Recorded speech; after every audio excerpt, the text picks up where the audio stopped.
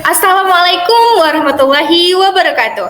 Halo teman-teman, selamat datang di pembelajaran struktur dan kereaktifan senyawa anorganik dengan dosen pengampu Bapak Khairil Arif, SPD MPD. Di sini kami dari kelompok 2 beranggotakan saya Kodita Altof dengan NIM 21231024. Saya Richa Fadli dengan NIM 21231026. Saya Ridona Zuliani Putri dengan NIM 21231028. Saya Salsa Nabila dengan NIM 21231030. Saya Sinta dengan NIM 21231034. Selamat menyaksikan. Baiklah, di sini kita akan mempelajari tentang VBT, hibridisasi, tata nama senyawa kovalen, dan spontanitas reaksi kimia. Baiklah, di sini kita akan masuk ke materi FBT atau Valence Bond Theory. Untuk mencapai kestabilan, unsur-unsur logam dan non-logam cenderung membentuk senyawa ionik melalui pelepasan dan penerimaan elektron. Nah, di alam ternyata juga banyak senyawa yang terbentuk dari gabungan unsur-unsur non-logam. Contohnya, oksigen, nitrogen, dan metana. Nah, bagaimana unsur-unsur non-logam tersebut berikatan? Menurut Lewis, atom-atom non-logam dapat membentuk ikatan dengan atom-atom non-logam lainnya melalui ikatan kovalen. Nah, apa sih yang dimaksud dengan ikatan kovalen? Ikatan kovalen merupakan ikatan yang terbentuk melalui penggunaan bersama pasangan elektron. Ikatan di mana senyawa yang dibentuk dinamakan dengan senyawa kovalen. Nah, di mana ikatan kovalen ini terbagi menjadi 3, yaitu ada ikatan kovalen rangkap 1, ikatan kovalen rangkap 2, dan ikatan kovalen rangkap 3. Nah, ikatan kovalen ini terbagi menjadi 2. Yang pertama ada Valence Bond Theory atau VBT dan Molecular Orbital Theory atau MOT. Di sini kita akan membahas lebih dalam mengenai Valence Bond Theory. Nah, sudah tahukah kalian apakah itu teori ikatan valensi?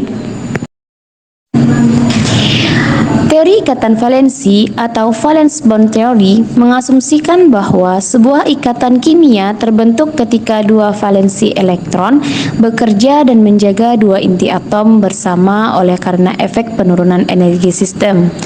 Teori ini berlaku dengan baik pada molekul diatomik.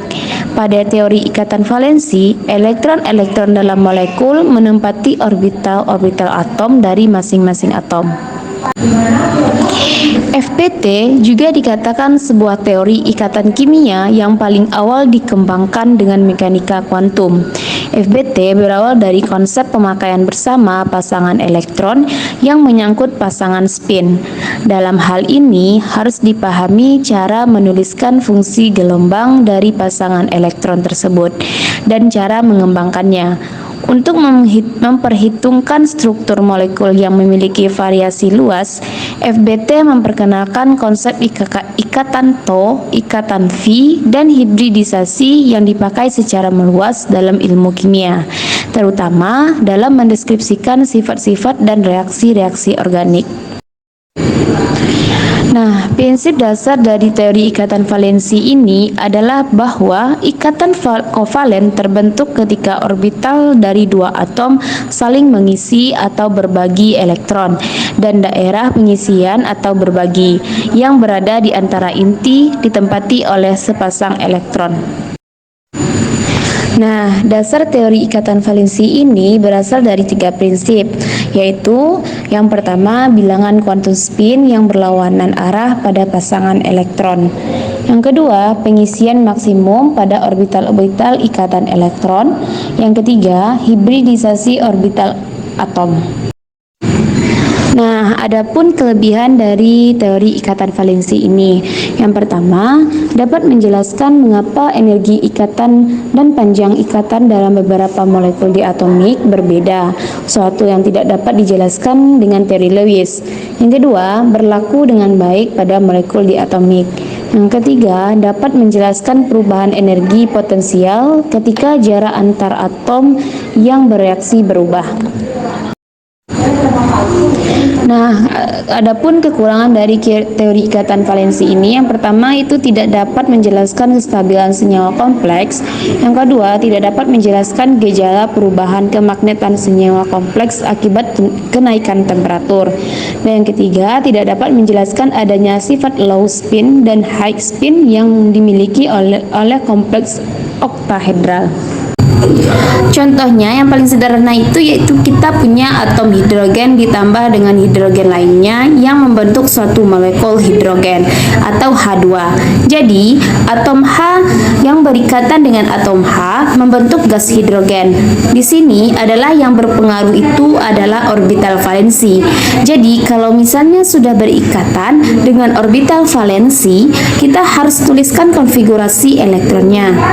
Ini kan 1s1. Kemudian hidrogen lainnya ini juga sama, yaitu 1s1. Artinya nanti si orbital S tadi dengan elektron 1 dengan 1 ketika nanti dia berikatan akan membentuk molekul H2. Jadi masing-masing elektron akan saling tumpang tindih. Hasil dari pemakaian bersama, jadi nanti akan terjadi tumpang tindih elektron. Bagaimana cara kita mengetahui adanya tumpang tindih elektron? Karena selama ini kita pahamnya ini adalah sebagai sharing elektron. Kita gambarkan terlebih dahulu orbital valensinya. Jadi hidrogen 1 dengan hidrogen 2 dibentuk spin yang saling berlawanan. Hidrogen 1 ke atas dan hidrogen yang satunya lagi ke bawah. Hasil ikatan senyawa yang terbentuk adalah overlap atau yang saling tumpang tindih. Yang mana terdapat irisan itu yang disebut dengan tumpang tindihnya. Ini merupakan hasil dari tumpang tindih dari hidrogen 1 dengan hidrogen 2. Selanjutnya kita akan membahas mengenai hibridisasi. Nah, apa yang dimaksud dengan hibridisasi? Hibridisasi adalah proses pencampuran atau peleburan orbital-orbital atom membentuk orbital baru dengan tingkat energi berada di antara orbital-orbital yang dicampurkan. Nah, dalam hal ini orbital hasil pencampuran dinamakan orbital hibrida. Selanjutnya, ada beberapa hal yang perlu kita perhatikan berkaitan dengan teori hibridisasi ini, yaitu yang pertama, konsep hibridisasi hanya dapat digunakan untuk menjelaskan ikatan kovalen. Kedua, hibridisasi melibatkan setidaknya dua orbital non-ekuivalen. Contohnya, hibridisasi melibatkan orbital S dan P. Yang ketiga, jumlah orbital sebelum dan setelah terhibridisasi sama. Contohnya, hibridisasi 1 orbital S dan 3 orbital P membentuk 4 orbital hibrida yang diberi nama sp3. Yang keempat, ikatan kovalen dalam molekul terjadi karena adanya tumpang tindih antar orbital hibrida atau dengan orbital yang tidak terhibridisasi. Yang kelima, daya tolak pasangan elektron bebas tetap diperhitungkan dalam menentukan bentuk molekul. Nah, pertanyaannya, mengapa orbital-orbital berhibridisasi? Untuk dapat menjawab hal ini, mari kita perhatikan molekul CH4 yang dibentuk dari 1 atom karbon dan 4 atom hidrogen. Konfigurasi elektron atom karbon dengan nomor atom 6 adalah 1s2, 2s2, 2p2. Nah, ketika suatu atom membentuk senyawa, elektron yang digunakan untuk berikatan adalah elektron valensinya, yang merupakan elektron pada kulit terluar. Sehingga, untuk atom karbon ini, elektron yang digunakan untuk berikatan adalah elektron valensinya yang terletak pada 2s dan 2p. Berikutnya kita ingat kembali bahwa subkulit S terdiri dari satu orbital yang digambarkan dengan satu kotak dan subkulit P terdiri dari 3 orbital yang digambarkan dengan 3 kotak. Untuk ketiga orbital P ini kita namakan dengan 2px, 2py, dan 2pz. Nah, sehingga diagram orbital untuk elektron valensi atom karbon pada keadaan dasar dapat kita gambarkan sebagai berikut. Kemudian kita juga harus mengingat kembali bahwa orbital hanya bisa diisi oleh maksimal 2 elektron saja. Dan berdasarkan kaidahan, pengisian elektron dalam suatu orbital dilakukan sendiri-sendiri terlebih dahulu, baru kemudian berpasangan dengan arah yang berlawanan. Nah, maka pengisian elektron valensi atom karbon dilakukan dengan cara dimulai dari orbital 2s yang terisi 2 elektron dengan arah berlawanan, kemudian 2 elektron pada 2p menempati orbital yang berbeda. Nah, di sini digambarkan 2 elektron ini menempati 2px dan 2py. Berikutnya, perlu kita ketahui bahwa elektron tunggal atau elektron yang belum berpasangan saja yang dapat dipasangkan untuk membentuk ikatan kovalen. Dan untuk atom karbon dengan konfigurasi elektron valensi seperti ini, kita dapat melihat bahwa atom karbon hanya memiliki 2 elektron yang belum berpasangan, sehingga hanya dapat membentuk 2 ikatan kovalen. Sedangkan jika ingin berikatan dengan 4 atom hidrogen membentuk CH4, maka atom karbon harus memiliki 4 elektron yang belum berpasangan. Nah, hal ini kemudian menyebabkan 1 elektron dari orbital 2s dipromosikan atau dieksitasi ke orbital 2pz, sehingga atom karbon mempunyai 4 elektron belum berpasangan yang dapat digambarkan seperti ini. Selanjutnya, karena orbital 2s dan 2p berada pada subkulit yang berbeda, maka keempat elektron ini tidaklah ekuivalen, atau dengan bahasa sederhananya, tingkat energinya tidak sama, sehingga tidak dapat membentuk 4 ikatan ekuivalen. Nah, supaya tingkat energinya sama, maka orbital 2s dan ketiga orbital 2p mengalami hibridisasi, membentuk 4 orbital setingkat yang dapat digambarkan sebagai berikut. Nah, setelah hibridisasi ini, konfigurasi elektron karbon dapat dituliskan seperti berikut, yaitu 1s2 dalam kurung 2sp34. Berikutnya, karena orbital yang mengalami hibridisasi adalah 1 orbital 2s dan 3 orbital 2p, maka orbital hibridanya dinamakan sp3. Lalu, bagaimana bentuk orbital atom karbon sebelum dan setelah hibridisasi? Nah, perhatikan gambar berikut ini. Pada kondisi dasar dan kondisi promosi, orbital S berbentuk bola simetris seperti ini, dan orbital P pada 2P masing-masing berbentuk sinus dalam ruang seperti ini.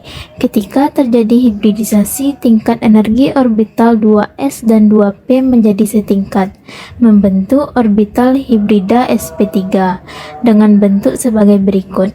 Nah, pada keadaan ini, karbon dapat berikatan dengan 4 atom hidrogen sehingga membentuk molekul CH4 dengan bentuk tetrahedral. Nah, berikut ini adalah orbital hibrida yang mungkin terjadi apabila orbital hibrida atom pusatnya adalah sp dengan jumlah orbital hibrida 2. Maka bentuk orbitalnya adalah sebagai berikut, dan bentuk molekul yang akan terbentuk dinamakan linier. Berikutnya, apabila orbital hibrida atau pusatnya adalah sp2 dengan jumlah orbital hibrida 3, maka ada dua kemungkinan bentuk orbital hibrida yang bisa terbentuk. Pertama, apabila ketiga orbital yang terhibridisasi terisi elektron belum berpasangan, maka bentuk orbital hibridanya adalah sebagai berikut, dengan bentuk molekul dinamakan trigonal planar. Namun, apabila dari ketiga orbital hibrida yang ada salah satunya digunakan oleh pasangan elektron bebas, maka orbital hibrida yang terbentuk dapat digambarkan sebagai berikut, dan bentuk molekul yang terjadi dinamakan planar V. Selanjutnya, apabila orbital hibrida atom pusatnya adalah sp3 dengan jumlah orbital hibrida 4, maka terdapat beberapa kemungkinan bentuk orbital yang dapat terjadi. Pertama, apabila keempat orbital yang terhibridisasi terisi elektron yang belum berpasangan, maka bentuk orbital hibridanya adalah seperti ini, dan bentuk molekul yang terjadi dinamakan tetrahedral. Kemudian, apabila salah satu orbital hibridanya terisi pasangan elektron bebas, maka bentuk orbital hibridanya adalah seperti ini. dan bentuk molekul yang terjadi adalah trigonal piramida. Kemudian, apabila dua orbital hibridanya digunakan oleh pasangan elektron bebas, maka bentuk orbital hibridanya adalah sebagai berikut, dan bentuk molekul yang terjadi dinamakan planar bentuk V. Selanjutnya, apabila orbital hibrida atom pusatnya adalah sp3d dengan jumlah orbital hibrida 5, maka terdapat beberapa kemungkinan bentuk molekul yang dapat terjadi.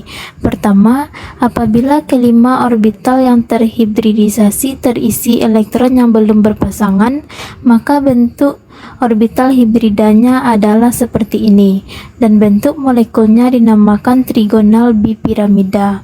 Kemudian, apabila dua orbital hibridanya terisi dua pasang elektron bebas, maka bentuk orbital hibridanya adalah seperti ini, dan bentuk molekulnya dinamakan planar T. Kemudian, apabila tiga orbital hibridanya digunakan oleh pasangan elektron bebas, maka bentuk orbital hibridanya adalah sebagai berikut, dan bentuk molekulnya dinamakan linear. Terakhir, apabila orbital hibrida atom pusatnya adalah sp3d2 dengan jumlah orbital hibrida 6, maka terdapat beberapa kemungkinan bentuk orbital. Pertama, apabila ke6 orbital yang terhibridisasi terisi elektron yang belum berpasangan, maka bentuk orbital hibridanya adalah seperti ini, dan bentuk molekulnya dinamakan oktahedral. Tetapi, apabila dua orbital hibridanya terisi dua pasangan elektron bebas, maka bentuk orbital hibridanya adalah seperti ini, dan bentuk molekulnya dinamakan segi 4 datar. Baiklah, materi selanjutnya yaitu tata nama senyawa kovalen. Baiklah, sebelum kita membahas mengenai tata nama senyawa kovalen, marilah kita terlebih dahulu membahas mengenai tata nama senyawa. Tata nama senyawa diatur oleh IUPAC, International Union of Pure and Applied Chemistry. IUPAC membuat aturan penamaan senyawa. Tujuannya adalah agar mempermudah dalam penamaan dan mempelajari senyawa serta mencegah kesimpangsiuran dalam memberi nama senyawa kimia. Selanjutnya masuk pada tata nama senyawa anorganik. Tata nama senyawa anorganik ini terdiri dari senyawa ion dan juga senyawa kovalen. Nah, untuk senyawa ion yang terdiri dari logam dan non-logam, aturan tata nama senyawanya yaitu kation diikuti oleh anion. Jadi kation ditulis terlebih dahulu, diikuti dengan anion. Kation ini ion positif, ditulis terlebih dahulu, dan diikuti dengan anion. Nah, anion ini, yang namanya anion ini pasti berakhiran dengan ida. Nah, selanjutnya untuk aturan kedua yaitu senyawa ion ini tidak diberi awalan. Awalan di sini menunjukkan kepada jumlah atom. Contohnya yaitu NaCl. Nah, NaCl ini Na terdiri dari logam Na dan non-logam Cl. Nah, jadi Na ini terdiri dari Na plus dan Cl min. Nah, Na ini yaitu ion natrium dan Cl ini yaitu ion klorida. Sebenarnya klorin ditambah ida jadi klorida. Nah, jadi NaCl ini yaitu senyawa natrium klorida. Nah, jadi dapat diingat bahwa aturan tata nama senyawa ion itu adalah kation diikuti oleh anion dan tanpa awalan. Tanpa awalan ini mengacu pada jumlah atom. Nah, selanjutnya untuk aturan tata nama senyawa kovalen. Aturan tata nama senyawa kovalen ini berbeda dengan senyawa ion. Aturan tata nama senyawa kovalen yang pertama yaitu unsur pertama diikuti oleh unsur kedua. Tentunya unsur kedua ini diakhiri oleh ida. Nah, untuk aturan kedua yaitu diawali jumlah atom.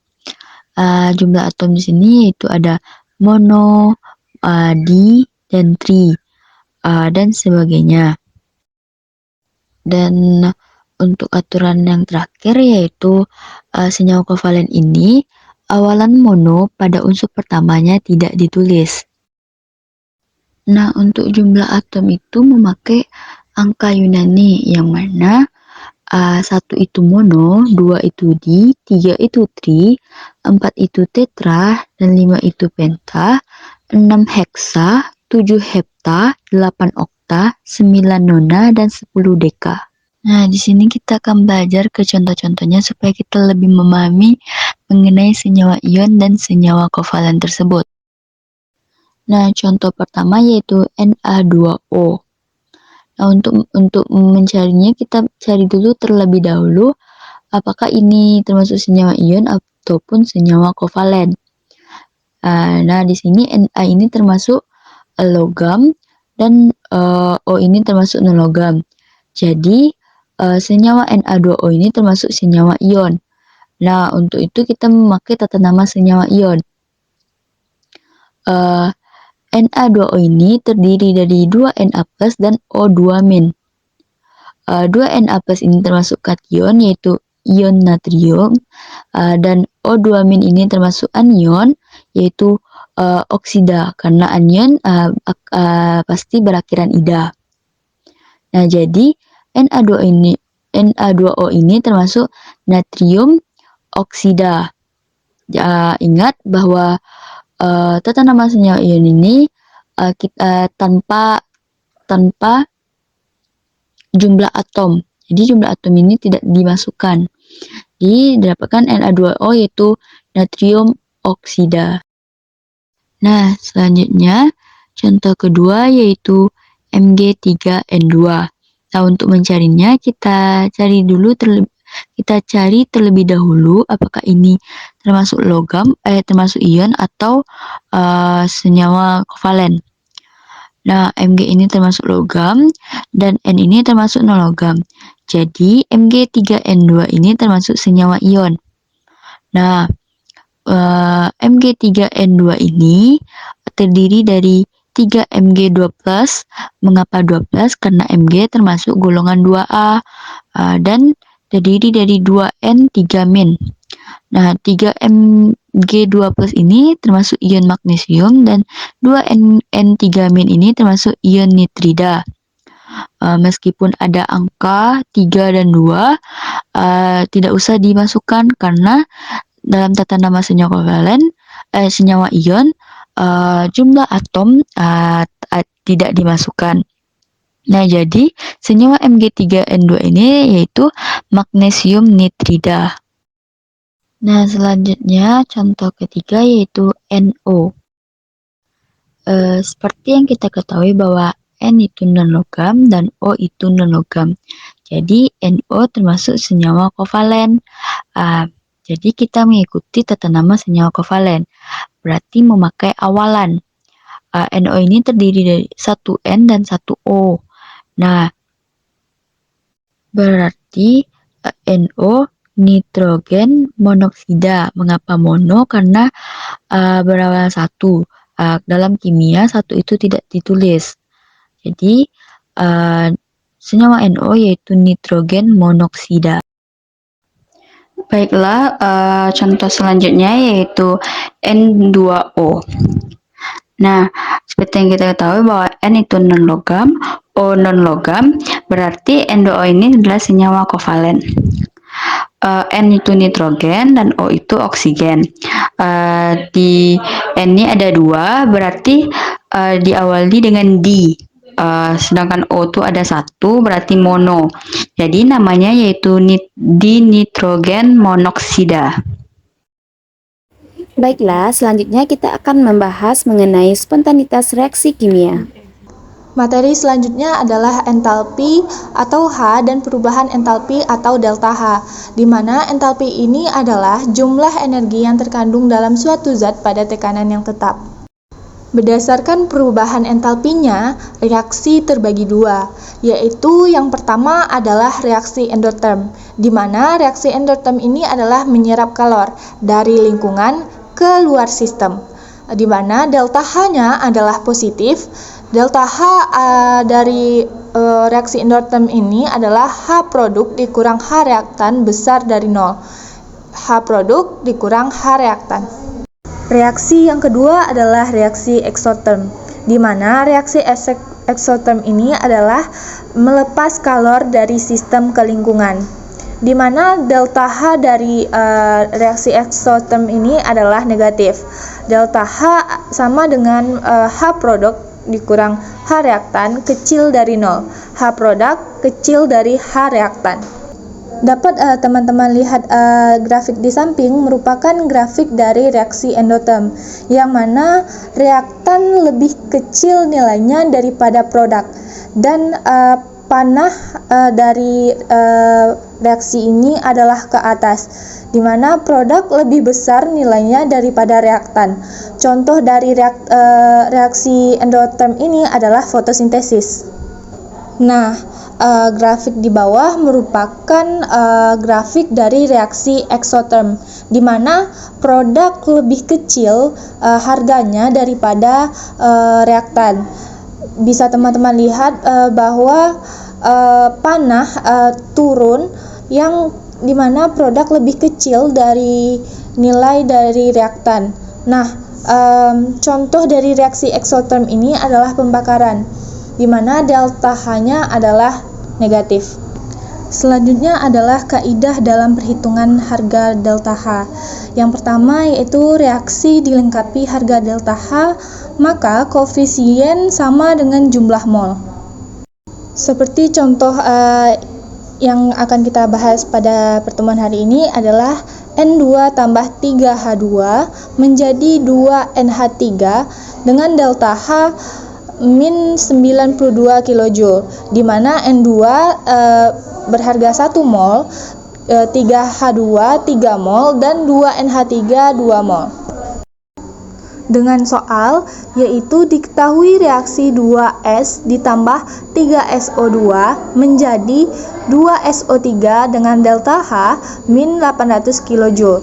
Jika kalor yang dihasilkan hanya 200 kJ, maka gas SO3 yang terbentuk adalah, maka penyelesaiannya adalah tadi dikatakan bahwa SO2 itu adalah molnya 2 dengan delta H adalah min 800 kJ.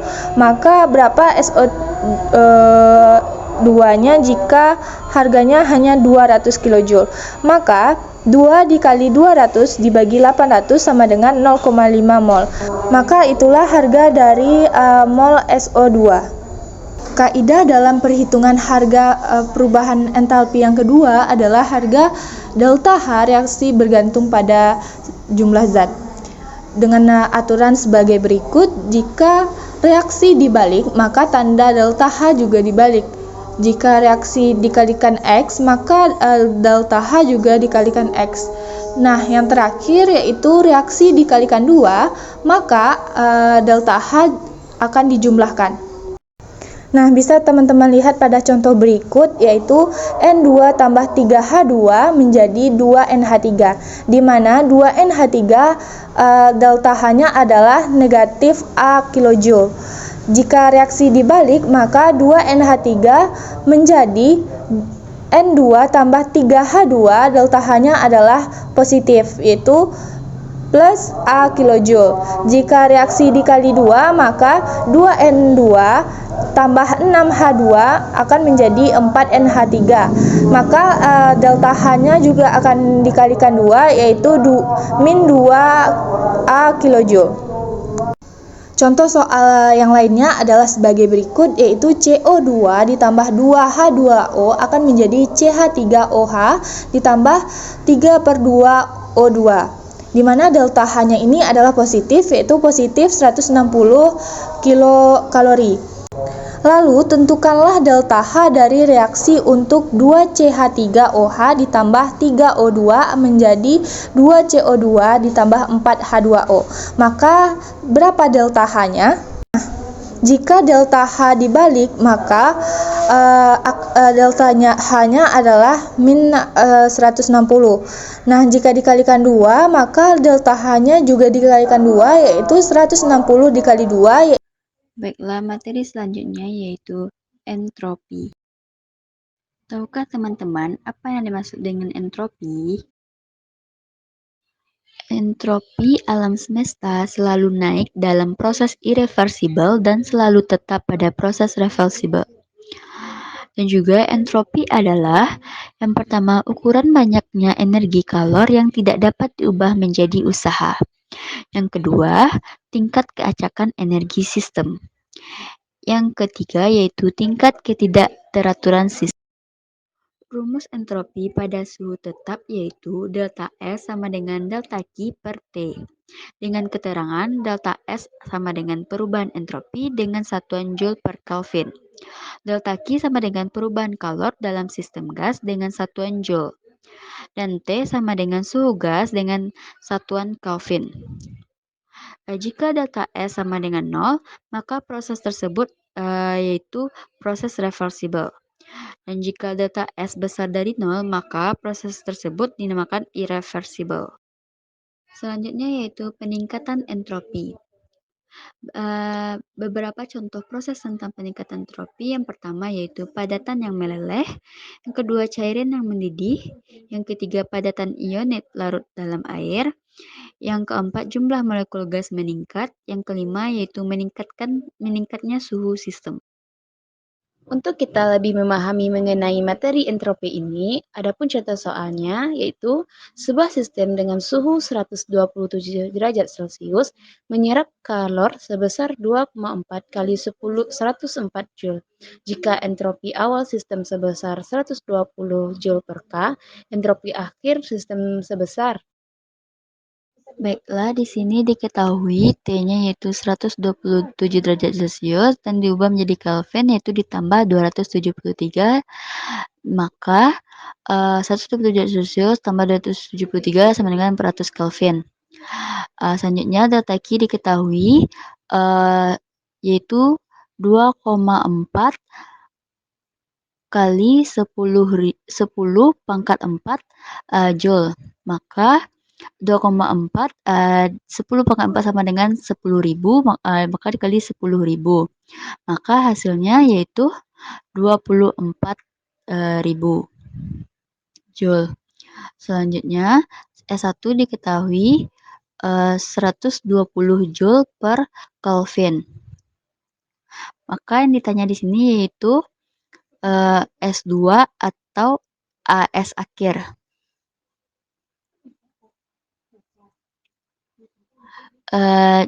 Jawabannya di sini kita memakai rumus yaitu delta S sama dengan delta Q per T. Delta Q-nya itu 24.000, T-nya yaitu 400 Kelvin. Maka dapatkan hasil 60 Joule per Kelvin. Selanjutnya, di S2 rumusnya yaitu delta S sama dengan S2 kurang S1. Delta S-nya 60, S2-nya cari, S1-nya yaitu 120. Maka didapat 60 ditambah 120 sama dengan S2. S2 sama dengan 180 Joule per Kelvin. Selanjutnya, kita akan membahas mengenai energi bebas Gibbs. Baiklah, di sini kita akan membahas mengenai yang pertama yaitu analisis energi bebas Gibbs. Yang kedua yaitu menerapkan perubahan energi bebas Gibbs. Dan yang terakhir yaitu penentuan energi bebas reaksi. Sebelumnya, apakah teman-teman sudah mengetahui apa itu energi bebas Gibbs? Nah, energi bebas Gibbs adalah sebagai perbedaan antara energi entalpi atau H dengan energi yang tidak digunakan berupa entropi atau S pada temperatur absolut atau T. Di sini, energi bebas Gibbs itu dapat dirumuskan G sama dengan H dikurang TS. Keterangannya yaitu G sama dengan energi bebas Gibbs dengan satuan kilojoule, H yaitu entalpi dengan satuan joule, T yaitu temperatur absolut dengan satuan Kelvin, dan S yaitu entropi dengan satuan joule per Kelvin. Adapun tujuan dari energi bebas Gibbs ini yaitu untuk mengetahui apakah reaksi tersebut dapat berjalan spontan atau tidak yang berfokus pada sistem rumus, di mana jika delta Gibbs-nya kecil dari 0, maka reaksi tersebut spontan arahnya maju. Jika delta Gibbs-nya itu sama dengan 0, maka reaksinya itu dalam keadaan seimbang. Dan jika delta Gibbs-nya itu besar dari 0, maka reaksinya itu tidak spontan. Di sini energi bebas Gibbs mempunyai rumus-rumus, yaitu rumus tekanan tetap dan suhu tetap. Di mana rumus tekanan tetap yaitu delta G sama dengan delta H dikurang T dikali delta S. Delta G itu adalah perubahan energi bebas Gibbs dengan satuannya kilojoule. Delta H itu adalah perubahan entalpi yang satuannya yaitu kilojoule per mol. Dan delta S itu adalah perubahan entropi yang satuannya yaitu joule per Kelvin mol, dan T itu adalah suhu yang satuannya yaitu Kelvin. Dan rumus suhu tetap yaitu delta G sama dengan min T dikali delta G dikali S. Selanjutnya yaitu menerapkan perubahan energi bebas, di mana di sini energi bebas itu menunjukkan reaksi berlangsung spontan atau tidak. Dan bergantung pada delta H atau entalpi dan delta S atau entropi. Di mana di sini terdapat 4 kondisi. Yang pertama, jika delta H dan delta S-nya positif, maka reaksi tersebut didorong oleh entropi bersifat endotermik atau delta H-nya itu positif, tidak berlangsung pada suhu kamar dan dapat berlangsung jika suhunya dinaikkan. Sebagai contohnya yaitu ada proses pelelehan dan pendidihan, reaksi dekomposisi, elektrolisis, dan reaksi pelarutan.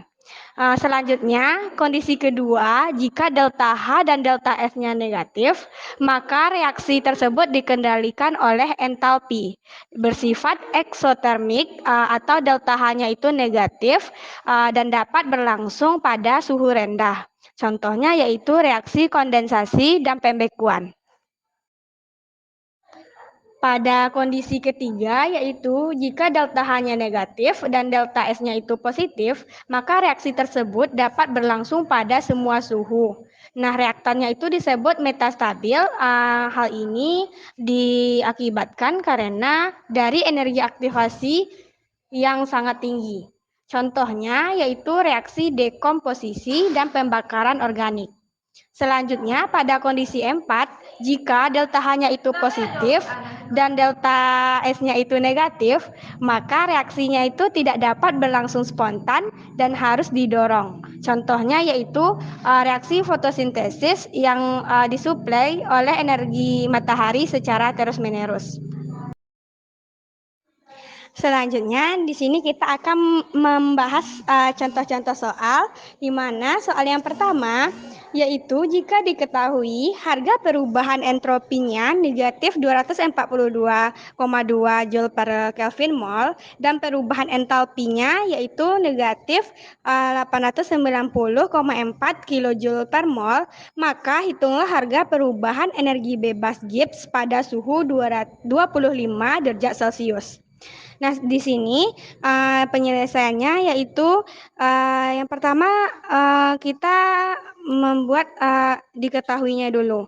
Di sini diketahui perubahan entropinya yaitu negatif 242,2 Joule per Kelvin mol dan delta H-nya atau perubahan entalpinya yaitu negatif 890,4 kilojoule per mol dan suhunya atau temperaturnya yaitu 25 derajat Celcius ditambah 273 sama dengan 298 Kelvin. Nah, di sini delta G sama dengan delta H dikurang T kali delta S.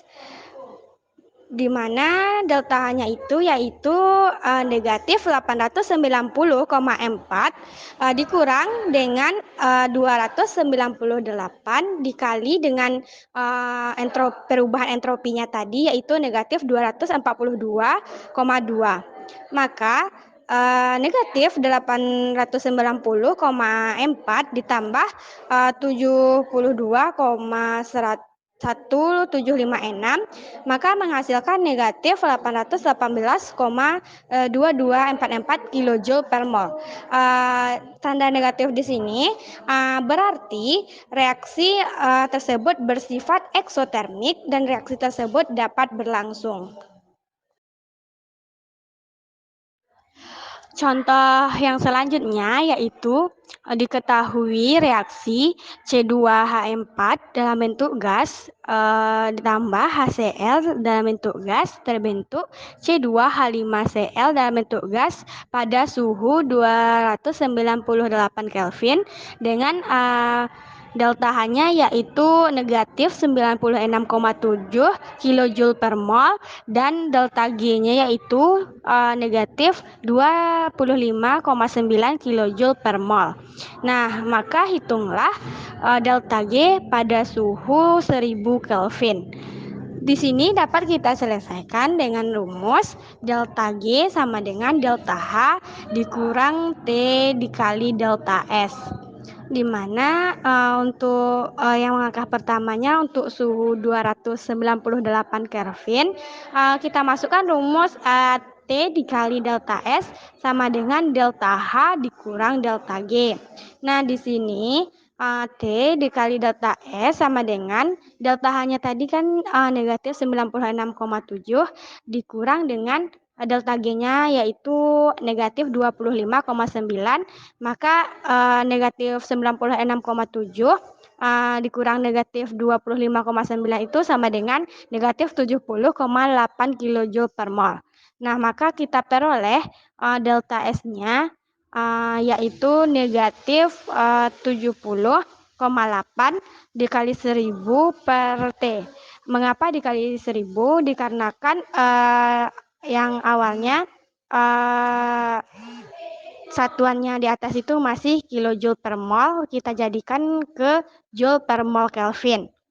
Nah, maka di sini delta S-nya itu sama dengan 70.800 dibagi suhunya tadi 298. Nah, maka delta S-nya itu yaitu negatif 238 Joule per mol Kelvin. Nah, di sini kan pertanyaannya tadi hitunglah delta G pada suhu 1000 Kelvin. Maka di sini kita masukkan rumus delta G sama dengan delta H dikurang T dikali delta S. Nah, delta H-nya tadi sudah diketahui yaitu negatif 96,7 dikurang dengan suhunya tadi 1000 Kelvin dan dikali delta S-nya tadi yaitu negatif 238 dibagi 1000. Nah, di sini menghasilkan negatif 96,7 ditambah 238 dan menghasilkan delta G-nya itu atau perubahan Gibbs-nya itu yaitu 141 kilojoule per mol. Terima kasih, semoga bermanfaat.